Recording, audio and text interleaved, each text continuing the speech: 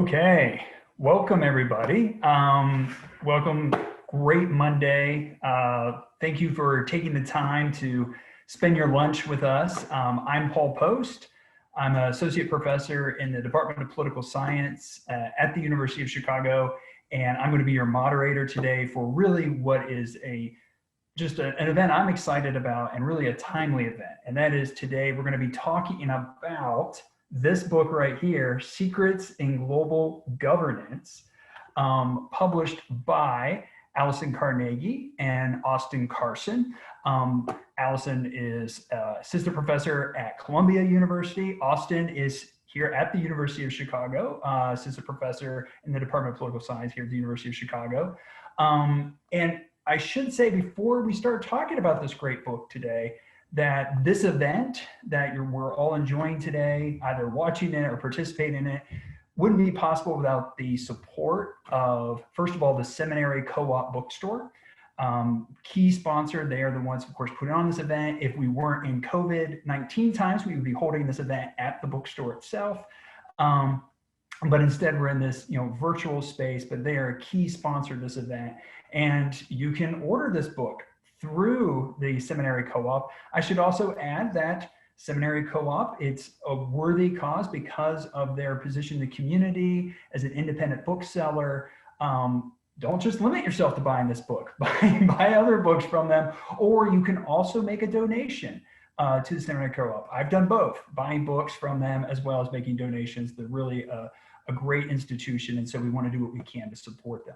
That's one of our key sponsors. The other key sponsor is the Center for International Social Science Research here at the University of Chicago, where their mission is really, as the name suggests, to be able to support research done in the social sciences, which is a key part of the University of Chicago, that has an international component to it. So that ranges from conducting field work to in various countries to dealing with topics like the subject matter of today's book that has an international component to it.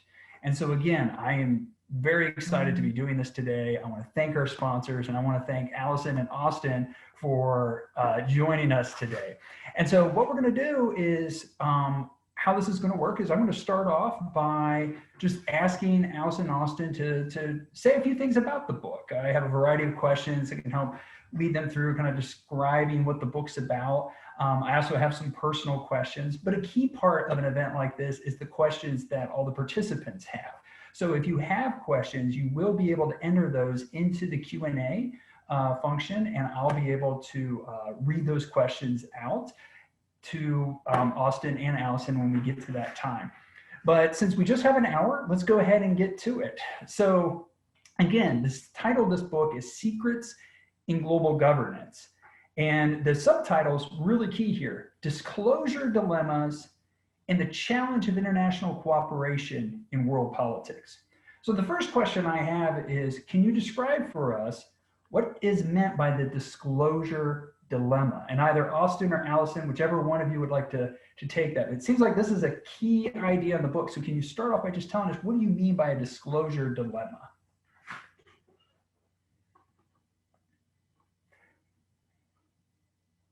Sorry about that. No problem. Thank you so much, Paul. So by the disclosure dilemma, what we're referring to is that there are times in international cooperation where you need to enforce norms and laws. And to do that, you need key pieces of information. And often states, countries themselves are in possession of that information. And the question is whether or not they should share it with other states in order to help enforce these norms and laws. So should they provide evidence that another state is violating their nuclear commitments or their trade commitments or a variety of other commitments in international relations? And on the one hand, providing information that they have can help to flag violators. And so everybody knows who's violating the rules, who's cooperating with them. So it can kind of uphold these norms and laws and reassure states that they're not being taken advantage of because they know who's violating or who's cooperating. On the other hand, however, a lot of this kind of information can be sensitive. So what do we mean by that? So either you can think about in the economic arena, information is often sensitive because at the firm level, it might pertain to contracts that firms have made. And if other firms find out about, say, their cost information or their, pricing information, that can undercut their comparative advantage. They can lose market share. And in the security realm, if you share information that comes from your intelligence bureaucracy, say, it can reveal information about the sources and the methods that you use to collect that information. So if you share a satellite photo, you might reveal that you have a satellite, what kind of resolution the satellite has, what areas it monitors, and that can erode your security. And so do you want to share that information in order to enhance cooperation, or is it too risky in terms of its sensitivity? And so that's what we mean by the dilemma. There's pros and cons that states have to weigh when thinking about this. Great. That's great. And what I'm going to do is, I think that's a terrific summary of it. So what I'll do is I'll turn to Austin and say, Austin, so if that's the dilemma, this idea that states have information that could help, but they don't want to, say, convey sources, methods, what is it that an IO does to help address this dilemma? Because that's also a key part of your argument. Yeah, so it's, first of all, thanks, Paul, and thanks to our co-sponsors for holding this event, and hello, everyone. To answer your question, Paul, I think it's important to think about sort of two worlds we could be working in. You could have a stark world in which governments are making a choice between keep it to themselves or publicly reveal that information. And in that world, which is the world we have when we don't have international institutions doing the thing that Allison and I talk about in our book, it is a really oftentimes a very difficult dilemma. You're either getting those benefits of substantiating a violation, or you're really incurring the costs of sort of economic or security harm. And so what we develop in the book is this sort of third option when institutions are available, where international organizations can be the direct recipient of that sensitive information, but not more publicly disseminate it. And so what you get is a sort of a middle road between keeping it to yourself and sort of publicly broadcasting it. And so you can think, so the public version of this would be like a Colin Powell presentation at the UN, right? Goes and they didn't just provide intelligence to the UN in some sort of discrete, limited way. It was the UN was this place to sort of like announce evidence of Iraq's violations of non-proliferation requirements. And so that's actually not what we're talking about in the book. In the book, we're talking about this interesting, quieter version of a direct submission of that sensitive information. It might be information from a firm that goes directly to the World Trade Organization. Their trade experts, their panelists who are adjudicating whether or not there's a trade dispute, look at that information. They incorporate it into their judgment, but they don't then go circulate that sensitive information. They circulate their conclusions and other things, but not that sensitive information. So that's the role that the IO can play, and it requires these institutions to have a secrecy component. You've got to be able to assure the donor of that information, I'm not going to make that information more widely available. And so that level of confidentiality that you can promise to your member states or to firms is something that we talk about a lot in the book. So, okay, that really helps to kind of clarify. And I'll say that one of the things I love about this book, and this is to let the audience know, is one of the things I love about this book is I got to witness how it came about, like kind of from the very beginning. I can still remember when I was assistant professor still at Rutgers University. I think the two of you were on fellowships at Princeton, and I remember you shared with me the one pager of this, and I read it, and I remember at the time my comment was, this looks cool, but like, how widespread is this? Like, it seems like a very specialized things that these IOs serve this function of kind of helping to safekeep secret information and then share it in a way that allows plausible deniability by the states sharing it. So can you kind of give us a sense of like, how widespread is this practice? I'll start with Allison, if you can kind of give us a sense for that. Sure, yeah. So one thing we do in the book is talk about a lot of, so I guess there's two components to the question. One is how many domains involve this kind of sensitive information, and another would be how many domains involve an IO, an international organization that could solve the problem that states face when they have the sensitive information that they want to share. So sensitive information is really common. So you can think about it in the nuclear realm. You know, you want to know who's violating their nuclear commitments or not. And so you need states to sort of use their satellite imagery or other intelligence methods to figure that out. You might think about peacekeeping, where you need to know rebel movements on the ground and what are their capabilities and what is the, you need information in real time. You can think about trade, investment, where, things where there's an international court where you need specific key pieces of evidence that might be only available to a firm or to a state. In the book, we look at war crimes tribunals. You can even think of environmental intelligence or environmental information, who's violating their commitments or not. And then in terms of IOs that can solve the dilemma, Austin and I were actually quite surprised by how many have this capacity, because you might be inclined to think, oh, nobody would share sensitive information with an international body. That seems kind of reckless. But in fact, the need for sharing information is so great that actually we do see this quite often. So, the 4 realms that we talk about in depth in the book are trade, investment, nuclear, and war crimes. But we also see this in other areas as well. The UN, and we go through cyber and other, chemical weapons as evolving areas where either these issues are being discussed or they have already been implemented. So actually, I would say quite widespread, and we document, many different areas where this occurs. Can I just piggyback on that, Paul? Absolutely, please. Yeah, I think so to go back, to it, your question way back in whatever it was, 2015, we were skeptical too. The origin story for the book, in part, is us noticing something in the nuclear nonproliferation regime regarding the IAEA, the International Atomic Energy Association, where they allowed intelligence to be submitted directly to them. Right, and we were like, well, maybe this happens in a couple other places, but then we ended up deciding to collect data on that question. And I think that's like sort of a useful point generally about sort of like, hey, if you're skeptical, go collect the data, right, and go see. And as Allison said, it was surprisingly common, both as a problem and as an institutional remedy, these various forms of confidentiality. And I think the other thing I just want to underscore from what Allison said is like the book covers 4 areas in depth, but we think this is pervasive in international politics, and there's all kinds of room for future research for other people to look for this, maybe a different form of it, maybe a different kind of disclosure dilemma or a different institutional solution. But everything from cyber to environment to personal information regarding health, these are things that we don't talk about in a ton of depth in the book, but there might be something really interesting to look at down the road. This is great. This is great. And so, and it segues nicely into the next thing I want to ask about, which is I would love for each of you, and give us some details here, because I think people are going to, I'm familiar with the details. I've read the book, but I've also heard the presentations over time, and there's some really cool examples of this.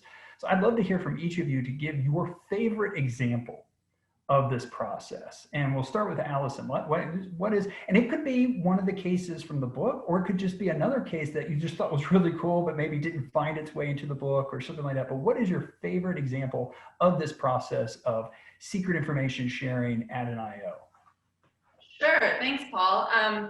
Actually, I would say, I don't know favorite, but a timely case that is not, I think it's referenced in passing in the book, but it's really been very recent, is COVID at the World Health Organization. So Austin and I looked into this recently for more of a policy piece that we were writing. And when it comes to diseases and pandemics, there is a lot of sensitive information actually that needs to be shared, but that is difficult to share. So you can think about, for example, even things like case counts. Is there an epidemic in your country? That's very sensitive, because if you say, yes, the United States is experiencing an epidemic, you might get travel restrictions, you might get trade restrictions, you might get reduced investment. And so countries don't want to admit this. You can also think about the origins of the disease, as we're seeing in sort of the back and forth with, where did it start in China, and was that shared with the World Health Organization and things like that. So this is all very sensitive. And an institution like the World Health Organization, Austin and I have argued, needs to better implement confidentiality systems in order to to collect this information from states and better assess what could be a more effective global response. Yeah, and just to build on that, I thought of your book. It was very timely with the announcement, of course, today of Pfizer, right? And coming up with this vaccine. You could imagine where that kind of information sharing is going to be so key, but doing it in a way that maybe honors patent rights, right? That and so you can imagine right away where there's, on the one hand, they want to be sharing this information, on the other hand, handling it, and what role will the WHO play in trying to facilitate that. So right away you can see where kind of this proprietary information and how it's going to be held and how an IO could play a role. So I'm glad you brought up COVID. So Austin, what was your favorite example? Either, again, one in passing from the book or one that you all explored, both of you explored in depth in the book? Sure. It's hard to pick favorites, but I think I want to highlight the war crimes application, because to me, what it does is it sharpens the real stakes here. So in the war crimes chapter that we address, which focuses mostly on the former Yugoslavia and in Rwanda, we spend a fair amount of time talking about how in a highly judicialized setting, right? Like this was literally a court that was trying and prosecuting, leaders, mid-level, low-level, various individuals for war crimes.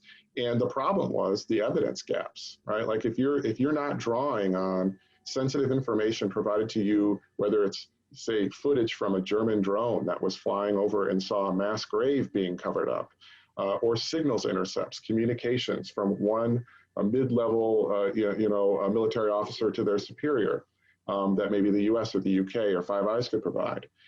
Those were the kinds of things, number one, that could work to actually prove a case in a legal setting, which is something that I think a lot of people would see as critical to stopping this in the future. And number two, one of the specific arguments we make is that this kind of sensitive information sharing and the secrecy promises that the tribunals could offer those who provided intelligence, that was the key to indicting and convicting high-level military and political officials. That if all you're relying on is eyewitness accounts and news accounts and things that NGOs can accumulate on their own, let's say, and then pass along to the tribunal, you're going to get the low-level guys and women who are in charge of these operations. If you want to indict somebody higher up, you need precise intelligence oftentimes. And that was ultimately what we found, was once that intelligence was integrated, not only do you get accountability for war crimes, you get accountability where it probably matters most, which is those who can make the decisions, the political and the military decisions to execute these kinds of atrocities during war. Yeah, and something I found interesting when reading the war crimes chapter, because it was one that in particular I had an interest in, because in a class I teach, we talk about the Rwandan genocide, we talk about the difficulties of estimating like even how many people were killed and the nature of it and so forth. So the chapter really resonated, but I thought what was interesting was not just the decision to share sensitive information, but also the decisions, and you highlight this, the political decision to not share certain information, right? Because of wanting to, say, be in favor with a particular government, so you're not sharing. So I don't know if you want to like elaborate, both of you, kind of on that process of, it's not just about sharing, but it's also this decision to not share. And Rwanda and war crimes is one example, but are there other examples of kind of this strategic decision to share or not share this information? Sure, yeah. So that's one of the key takeaways from the book, I think, is that is not only this dilemma, but also that we're highlighting information as a key source of power in international relations. And we think that's really been understudied in previous work, right? Previous work highlights things like the funding of international organizations or the staffing or things like that. And Austin and I are saying also provision of information, or like Paul is saying, you can provide information or not. And the lack of providing information, withholding information, is also a way to leverage power. So what Austin and I talk about, particularly in the security realm, is states might be incentivized to provide information that harms their adversaries and to withhold information about violations, say, if that would harm their allies, because they want to protect their allies. And so you can use this information in a very political way, in a very strategic way.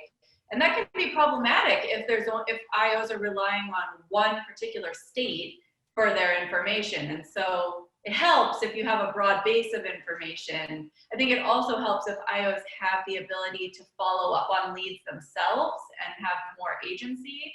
But still, this is an issue that has to be grappled with when you're talking about, you know, relying on states for this information. And if I could just add to that, I mean, I think in the spirit of sort of under the hood, how this process works in writing this book, you know, this is something that Allison and I talked about a lot in developing our theory, because we early on knew that we wanted, you know, that we couldn't treat this as a simple sort of apolitical information supply problem. To us, that just didn't seem like what we were observing in the world, and it just didn't sort of resonate with what we sort of thought of as what's happening here. And so we ended up making this a front and center part of our theory, right? Like our theory essentially says you will see this information provided to an institution, number one, if the institution can credibly assure the provider of that information, it will not get out more widely, right? So that's a pretty institutional sort of apolitical feature, right? But number two, it's that they have to have the incentive to provide it. And if you look, especially as Allison said in our security chapters, the sort of interaction of those two factors is what we lay out in our research design as what our prediction is. And you should see, for example, in the nuclear nonproliferation cases, after the IAEA can accept intelligence, do you get the United States rushing to the IAEA to provide evidence of some sort of nuclear research about, say, Taiwan or about Israel? Of course not. But do you see them utilizing that as a mechanism to try to pursue nonproliferation vis-a-vis Iran, vis-a-vis North Korea, vis-a-vis Iraq, you know, pre-2003? Absolutely. So this is always political. But there is something more than just politics here, which is an institution which changes the decisions about the politics of information and offers this avenue, which we think is really important to talk about. So the answer both of you gave really leads in nicely to kind of one of the questions that I had when reading the book. And it touches very much on just what you just said, Austin, which is the question I had was kind of who guards the guardians, right? Like, how is it that the IO, that the US say, for example, okay, we have this information on North Korea's nuclear program. We don't want to divulge our methods and sources. We're going to take this and show. First of all, can you just describe, I know you've described once how that actually works. Like, I think the audience would love to just literally hear the nuts and bolts of how that works, but also how can they feel comfortable that the IO is going to like not divulge that? And I think also another great example is maybe one of you could talk about the IAEA. Another great example I've heard, I remember from your work and talking with Austin about this is both of you with the WTO and about how that actually works and how is it that states feel comfortable giving that information and providing that information. So again, it's kind of this, who's guarding the guardians? What is it that makes the states comfortable with sharing this information? I'll put that out there to both of you. If each one of you can kind of share a little bit of, you know, kind of the nuts and bolts of how that works. Sure. Yeah.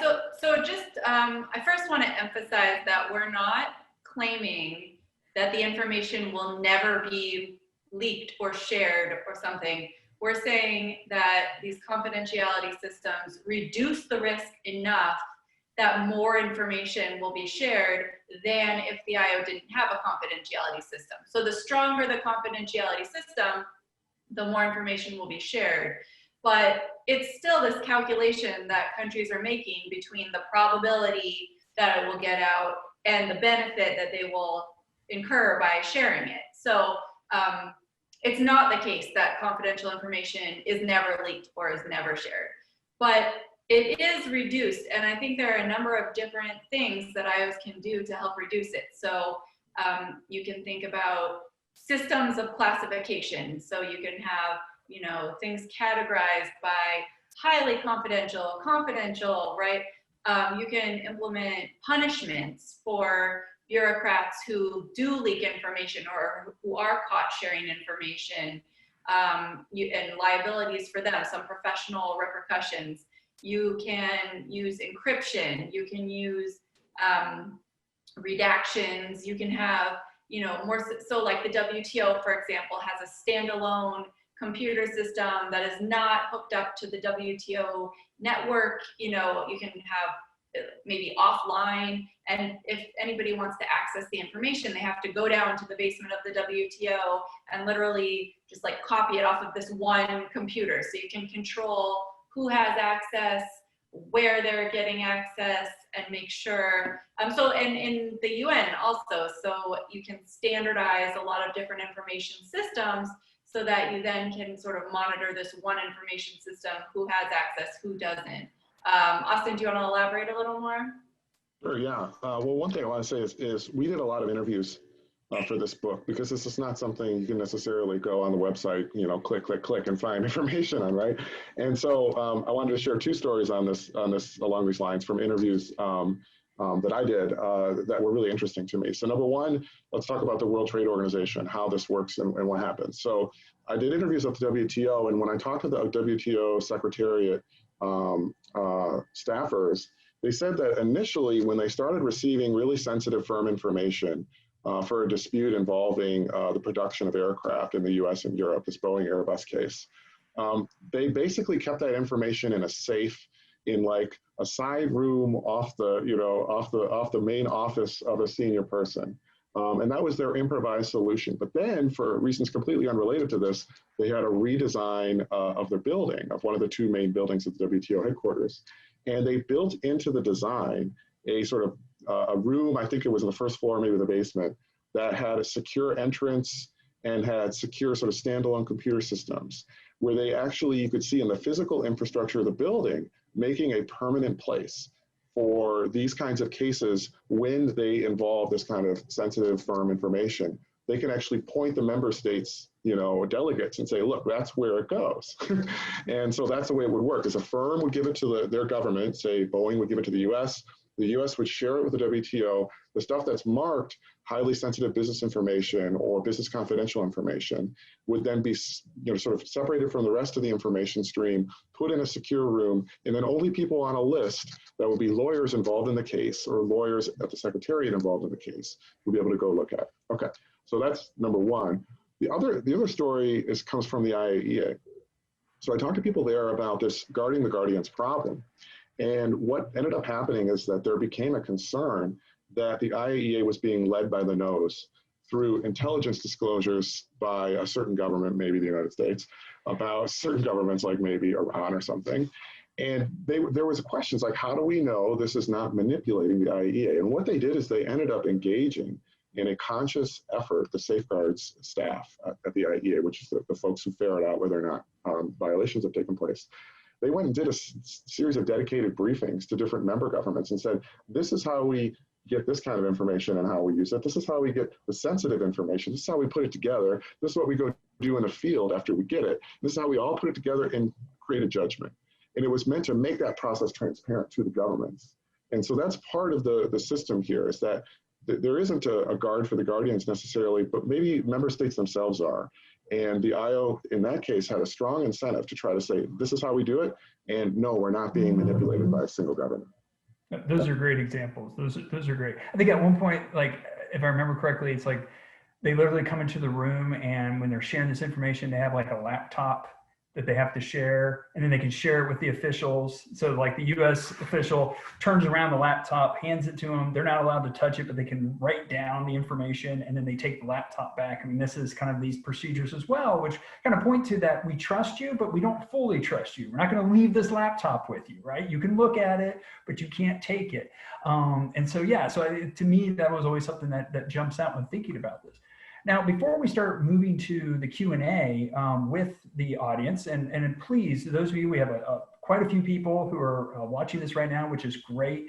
Please enter questions into the Q&A function. I've already got a couple there, so we'll get to those here in a second. But one thing I'd like to do is just, before going there, is just to hear a little bit more about the process of writing this book. Like, you know, it could be a challenge to write any book. Is it easier to write a book by yourself or with a co-author? How did you manage this process? I mean, I think people would like to hear, how did you actually go about the process of collaborating to write this book? Yeah, sure. So I infinitely, just personally, prefer collaboration to working So my first book was solo, and that's fine, but I don't ever plan to write a book alone again, because it was such a pleasant experience to work with Austin. And part of that, I think, is you have another person to bounce ideas off of. You have somebody to, I mean, and Austin and I were true collaborators in every sense of the word, in every chapter, in every part of the process. And it was really just a pleasure. And I think it started out as a paper. So we wrote the paper first to kind of make sure that what we said made sense, that people thought it was interesting. And then that became, expanded into a book. The further we talked about it, the more we realized how many applications there were to our ideas. And so it just gradually kind of morphed into a book. We didn't set out to write a book at the beginning. And I think another really useful thing is that, I feel like the productivity of each person kind of ebbs and flows as you have different things come up career-wise and maybe in your personal life. And for us, it was great because I would take the lead at one point when Austin had a lot going on, then he would take the lead at another point when I had a lot going on. And so it was always moving forward. There was never a point where it was just stuck. And if either of us got even fatigued because writing a book is just such a long process, the other one could kind of pick it up and run with it. And so it was really a pleasure. Yeah. Yeah, I completely disagree. No, I'm just kidding. There's always like in the acknowledgments, I think when I co-authored a book, we said each author blames the other for any errors in this book, right? Right, it's called blame diffusion. Yes. No, I agree with everything Allison said. I think for us, it worked really well. I mean, obviously every collaboration is its own experience, and just Allison and I just happened to work really well together, I think. And it was like, I think, I think you might wonder if you've never done it before, like if two people write a book together, does like one person write half and the other person write the other half? And I think, for our style of collaboration, that couldn't be further from the truth of what happened. And what we would do logistically is one of us would take a first crack at a section or a whole chapter, and maybe in some cases. But then it would go to the other person. The other person, does all kinds of revisions to that. Whether they're structural or at the level of the paragraph or every single sentence, or some of my weird writing tics that Allison would find and fix,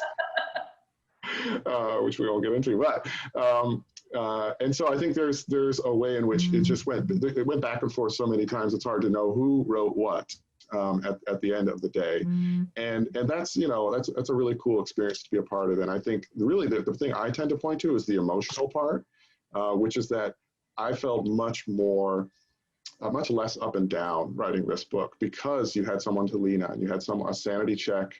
You had someone who was moving it forward when you couldn't. And you had someone who had, in a lot of cases, for me, definitely, strengths in areas I didn't have strengths in. And so that person would be able to help drive that part of the project forward or do the lead on it. And at the same token, Allison could lean on me to take the lead on other things. And it ended up being like a really excellent process, I thought. That's great. That's great. And I think that's just useful for folks to hear. Like how is it when people write together and work together? And a lot of what you said, I experienced myself. I've heard other people share when they've collaborated that, yeah, it really doesn't turn out to be you write half, I write half. It's truly, it's written by both people, and it's in the combined voice, whether that's removing tics by one person or the other, but it's truly in the combined voice. So that's terrific to hear.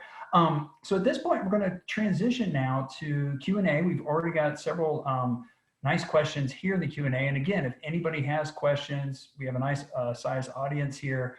Go ahead and please enter your questions. But I'm going to turn to the first question here. And it's a neat question precisely because it reminds me of something you were just talking about, Austin, with the IAEA, but I'm sure this goes in general, which is the question deals with like, how do states prevent the IO from being captured by like the main shareholder of the institution, right? And so thinking about like the IAEA, how is it that if the US has certain intelligence, how is it that that US intelligence isn't given priority, especially maybe if, hypothetically speaking, there's a situation where there's a march towards war and other states have conflicting information, right?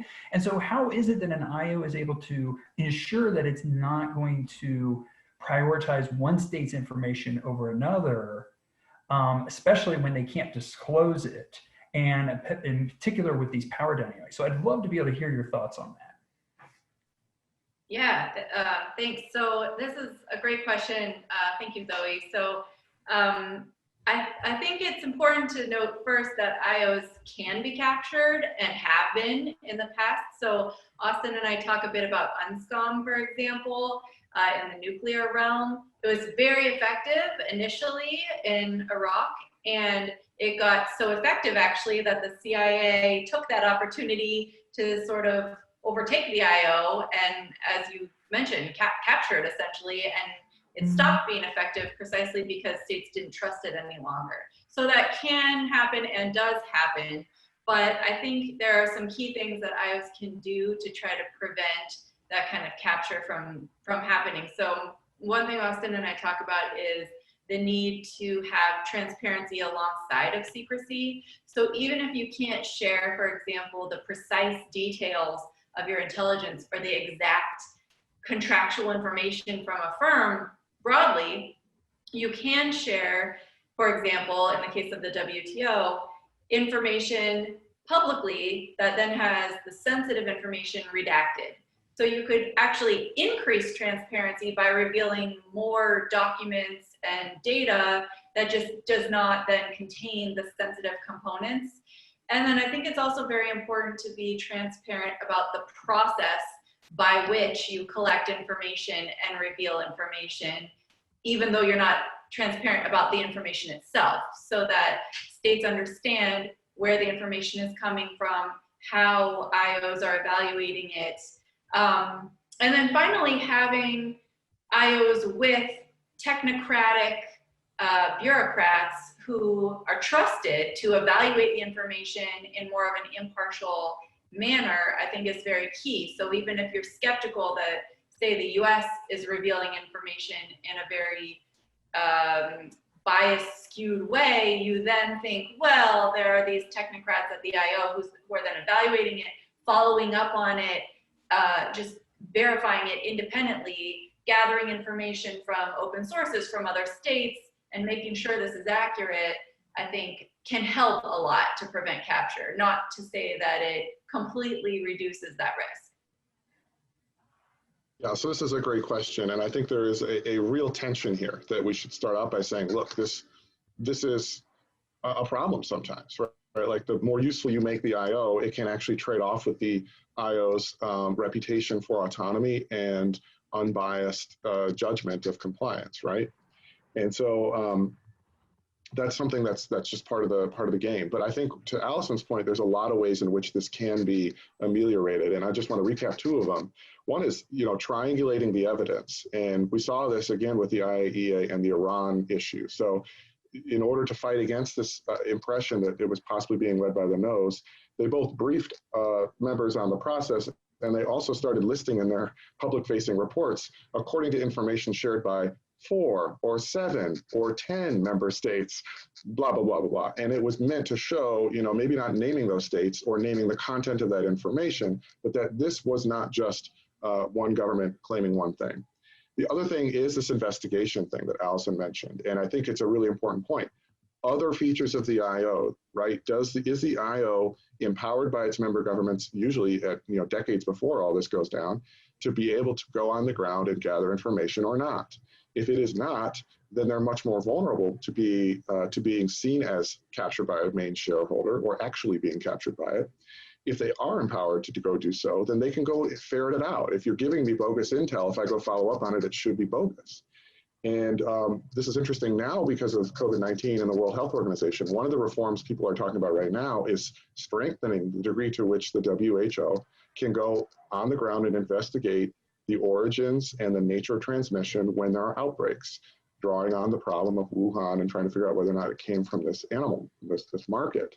And I saw something that explicitly referenced modeling it on the IAEA, giving them the kinds of authorities that the IAEA has used to go follow up on intelligence to see whether or not it's right or not.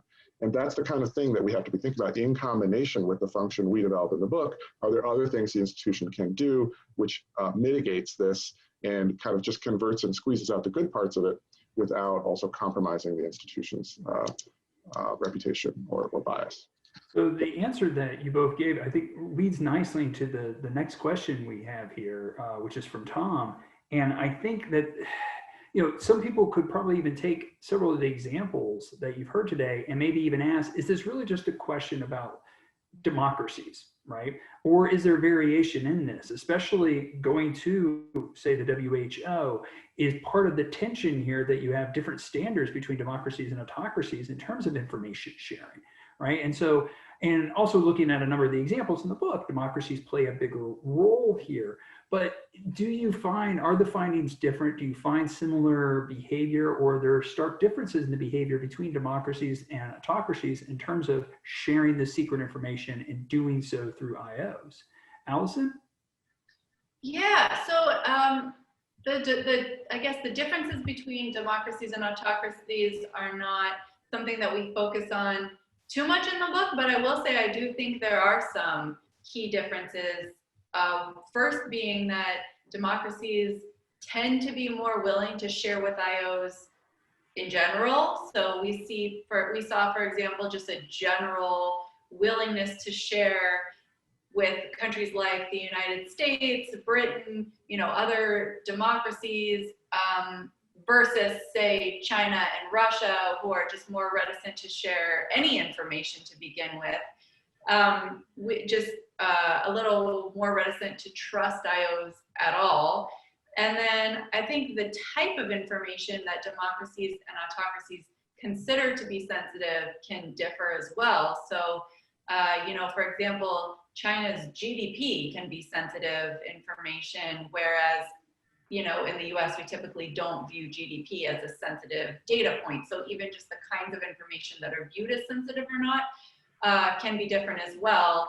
And just norms around transparency, I think, are different in democracies versus autocracies, generally speaking. So democracies, if you believe the work, say, which I think is great, by Collier, Rosendorf, Vreeland, democracies tend to be more transparent to begin with, more willing to share just information more generally. And so I guess, yeah, so those are some key differences there. Just to build on that, I'm listening to Allison's answer and thinking about this. It's a great question, Tom. I think about it in sort of three ways. What kinds of information does a government consider sensitive, right? What Allison was just saying. I think in that case, the autocracy-democracy distinction matters. And autocracies oftentimes think more things are sensitive because they're sort of the instruments of power domestically might be more threatened by the open circulation of information. So I think that's one way of thinking about that difference. A second way to think about it is how comfortable is a government operating and sharing and working in secret. And there I actually think it's kind of interesting. That is actually more autocracy friendly. And if anything, you have sort of liberal democracies that are pretty uncomfortable with this idea that, we're going to go share secrets with an IO. The IO is not going to make that public in their report, and yet we're going to make decisions, at the IO and in reaction to the IO that's based on information that our publics can't see. Well, there is a difference at the regime type level, and if anything, it's in some ways more comfortable to operate in this sort of secret mode or register if you're an autocrat. And lastly, but I think the most important point I want to make on this is that I do think there's a difference with democracies and autocracies that has to do with how useful the institution is to your national interest. And we have to remember that these institutions are part of not just an international order, but what people are increasingly commonly referring to as the liberal international order. And so where you do see some separation in autocracy and democracy is not on those first two issues I mentioned, but rather just an interest and a value for what that institution does. Does it serve their national interest?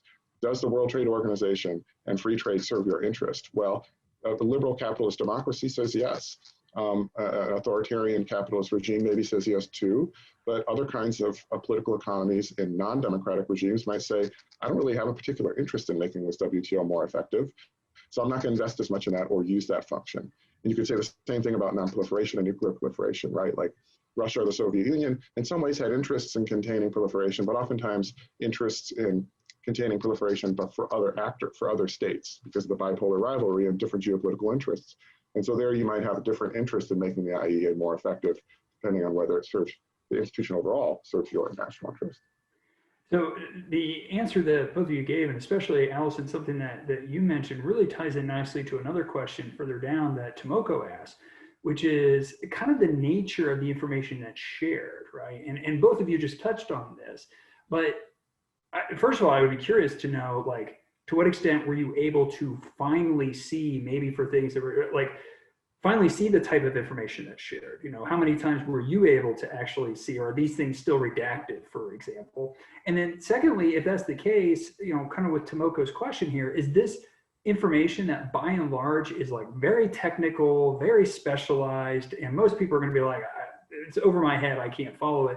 Or do you see variation on this where, yes, of course, there's technical information, maybe in the case of like the businesses and sharing, you know, certain information about their product, but then there's also just kind of like general information that's pretty intelligible to anybody. It might even be surprising that it's considered secret, right? And so I'm wondering, you know, the variation, kind of building on Tomoko's question here, the variation in the nature of the type of secret information that you saw when looking at this. Yeah, thanks for this really interesting question. I think there's the matter of the information itself and then the interpretation of the information. So the information itself is typically actually secretive. So we didn't often observe it. We would observe WTO reports that have things blacked out or X'd out. We would, in the security realm, for example, read biographies and do interviews and learn when information came from an intelligence source, but we would not know necessarily what that information was. And so we rarely, except in, you know, a few cases of maybe old information. So like, you know, when intelligence is from 20 years ago, it's much less sensitive, right? So in rare cases, we might get to see what the information was, but usually we would just know that sensitive information was present. And then the part of the role of the IO then is to interpret that information so that the interpretation is credible. So if the United States says, I have this information, it's sensitive, but I'll tell you the conclusion I've drawn from it, that's not credible because you can't prove it. And so, you know, there are political motives to do so. But if the IO can do that, then it's more credible because the IO doesn't have the same, the IO itself does not have allies and adversaries, right? So there are fewer political motivations at the IO level to lie or to present misinformation. So I think it's a little bit less of a, but so you do need these technocratic experts at the IO to then interpret that sensitive information and provide an interpretation that lay people can understand. So I guess the information could be both sensitive and complex. Did you want to add to that, Austin? Yeah, I think I would go exactly where you went, which is I think, Tomoko, the answer is primarily technical. I think a couple of examples. So I think, you know, Allison mentioned WTO reports. You know, we never really saw the underlying figures that were X'd out, but you could see from the context. I mean, it's like 9/10 of the sentence are unredacted, and then there's like X's over like something with a dollar sign or a euro sign before it. So it's like, you know what's going on there, but it's like pretty in the weeds, you know, profit margins or a contract's terms or something, like nothing that you would consider political as Tomoko framed it in her question. The other example I would give, and in fact, by the way, Bobby Gulati, one of our colleagues at the University of Chicago, I believe was one of the sort of folks who at least we talked to or did some of the economic number crunching to try to say, okay, this is actually damaging the bottom line of like Airbus, let's say. And that's, you know, something that we can say constitutes a trade violation. So you need like trained economists, real smart people like Bobby, to figure out whether or not this stuff, means anything. The other example I would give is imagery in the nuclear nonproliferation context. So some of the intelligence that the US provided about North Korea's program, sometimes it was, here's a site. Okay, here's a reprocessing facility that we think is engaging in activity that's not been declared. Okay, but when you see that image, if you're a layperson, it's just a building. And so you definitely need, you know, somebody to kind of like point out signature features of that overhead imagery to tell you the interpretation. Or another one would be, they would just provide an image that looks like a bulldozed patch of dirt. They'd say, see, North Korea is evading inspectors. What it was actually evidence of is that they had bulldozed and cleared out a site that was going to be visited by the IAEA like a week before. The US shares that imagery and says, look, this shows that they're evading you. And that had a huge effect diplomatically. But just looking at the picture, it's a bunch of dirt, literally. And so you need that context, that expertise, and all the other pieces of evidence that are around it to put it together. And I think that's why I think it's mostly technical. No, this is great. This is really fascinating. So what I'm going to do is I'm going to ask one more kind of very detailed, get into the details question, and then we're going to wrap up with a couple of the questions here that are kind of more broader implications going out. But one I'm curious about this is kind of going back to the assurances on the who guards the guardians, kind of the assurances that the IO can make. So let's play out, and this is coming from a question that Matt is asking here. Let's play out a situation where someone does divulge, leaks the information.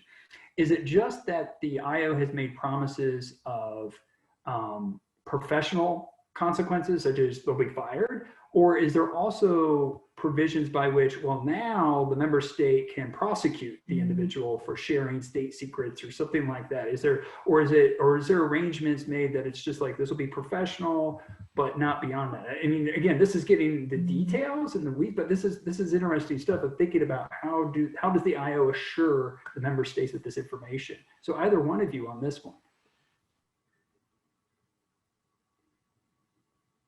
Yeah, I mean, this is admittedly tricky because the IO itself has a difficult time punishing a specific bureaucrat apart from, say, firing them.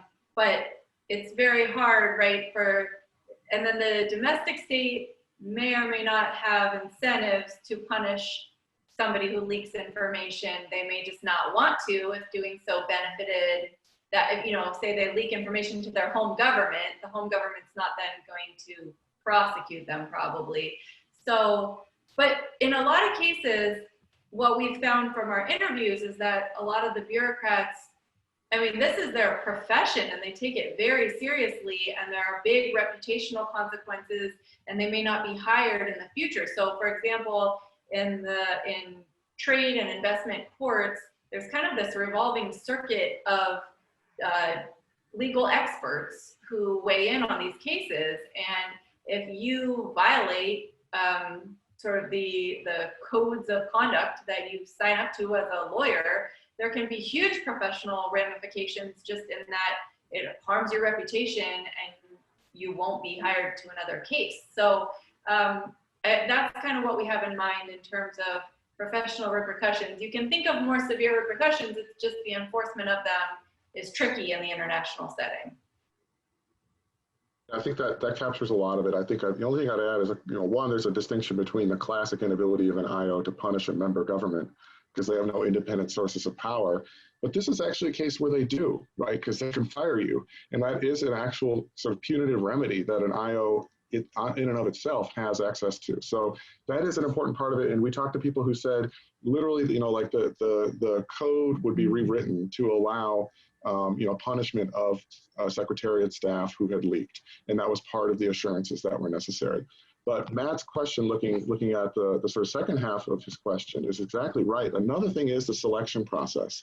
So, for example, when the Iraq file at the IAEA in the 90s, was handed over to a specific set of people whose national identities were kind of a balance between long-term interest in the IO, which Matt mentions in his question, but also like you can trust them to be suspicious of Iraq's answers, let's just say. And so you would find like Canadians are good for this role, right? Like they want the IO to succeed, but they're also, a country that's not just going to take, Saddam Hussein at his face value. And so you found these sort of like the nationality composition of some of the people assigned to these projects was very careful to avoid the leaks. And of course, if you then did leak, you would be frozen out, as Allison said. And so that's an important informal consequence. So at this point, I think we've got about 5 minutes left, and I think it's appropriate now to kind of pull it back to kind of thinking about broader implications, and especially in light of what has just taken place with the confirmation, though not concession yet, but the election of Joe Biden as president of the United States. And of course, one of the hallmarks of the Trump administration over the past 4 years has been kind of this aspersion of international organizations not wanting to work with them, most notably the WHO, most recently of kind of withdrawing funding from those. And so, to what extent do you think that this will impact the ability of IOs? Is it something where, okay, Joe Biden has been elected and now it's just reset, we keep going forward? Do you have a sense that maybe the ability of IOs to conduct these kind of operations has declined during the Trump administration, or do you think it's been enhanced? Is this something that, and so I guess it's just kind of a general question of, do you think the dynamics that you lay out about what IOs can do of sharing information, do you think that that has been permanently harmed by the United States kind of not facilitating these IOs, or do you see it as, no, actually, this is one of the functions they were able to continue doing despite the US administration not being a big fan of IOs, and we don't see it as being an issue going forward? I'm curious about, I think a lot of folks are curious about what are the implications going forward in light of that?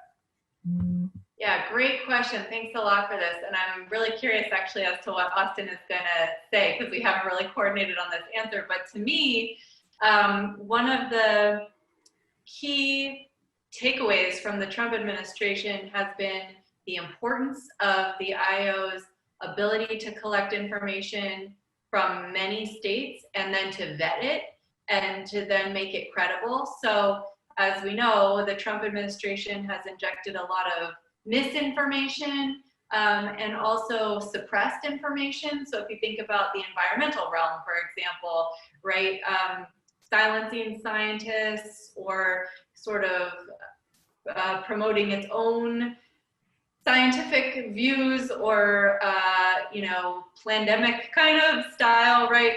And so for people internationally who are unsure of who to believe, which experts to believe, can they trust the information coming from the United States?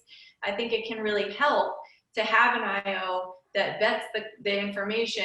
So if the US is just disseminating conclusions and fewer of them are trusted these days, it can help to have an IO that then vets them. And even when Joe Biden is president, to restore credibility, I think it's going to take a lot more engagement with IOs to show that now the US can be trusted. The IOs have vetted this information. The IOs can show that the information coming from the US is now credible, supposing that it is. And so I think that role is actually going to be really instrumental in restoring US credibility and leadership on the international scene. Great. Austin? Sure. Yeah, so I two takes on this. Number one, it's important to remember that a lot of this information sharing that's taking place is at the working level. And we oftentimes are drawn to this sort of like very high profile cases. But if you think of like terrorism financing or monitoring sanction regimes against, North Korea, I mean, this kind of sensitive information, which is provided as part of that on a routine basis, this is not affected by, who the U.S. representative to the UN is or something like that. So in a way, there's no real impact whether it's Trump or Biden. This is the kind of connections that once established as routine is the thing that tends to persist unless it's disrupted by something huge like withdrawing from the organization altogether. But on the other hand, I think there is going to be a big impact in the transition from Trump to Biden, because there is at that high level, there are, how interested is the U.S. in playing a leadership role within the institution and more broadly as a multilateral sort of, corraller. And number two, is the U.S. pushing the specific tool of let's get intelligence or let's get sensitive firm information to make this more effective.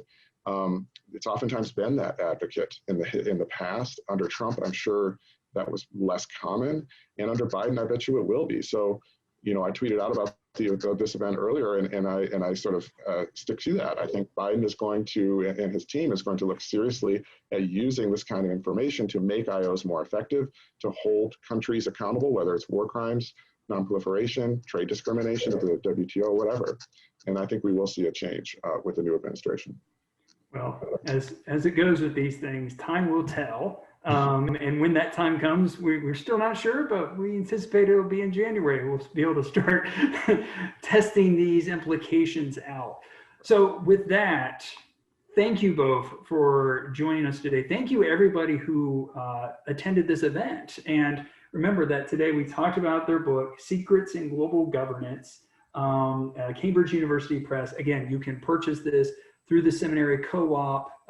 Go to their website, it's available there. But also just support the Seminary Co-op in general, whether it's buying this book, other books, making a donation to them. We also want to thank again cissr for their sponsorship of this and their support with this, with both this event, but also just the help they've given in the creation of this book as well. And so with that, thank you all for joining us today. Thank you, Austin. Thank you, Allison. And everybody stay well, stay safe. Thanks, everyone. Thanks, Paul. Bye. Thank you.